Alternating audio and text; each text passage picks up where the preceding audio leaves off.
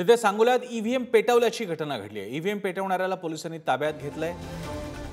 सांगोल्याच्या बादलवाडी इथली घटना आहे। यामध्ये ईव्हीएम मशीनचं नुकसान झालंय।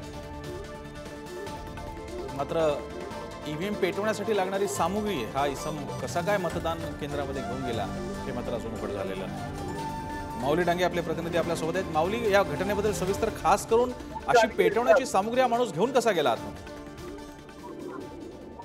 बरोबर आहे प्रसन्न, त्यांनी पेट्रोलची बाटली खिशामध्ये घेऊन गेला होता आणि एक मराठा लाख मराठा अशा घोषणा दिल्या आणि त्यानंतर त्यांनी मशीन बोगस आहे असं सांगितलेलं समजतंय आणि त्यांनी मशीनवर पेट्रोल ओतून ती मशीन पेटवून दिल्याचं समजतं, पेटवून दिलेली आहे आणि पोलिसांनी आता त्याला ताब्यात घेतलेलं आहे। प्रसन्न,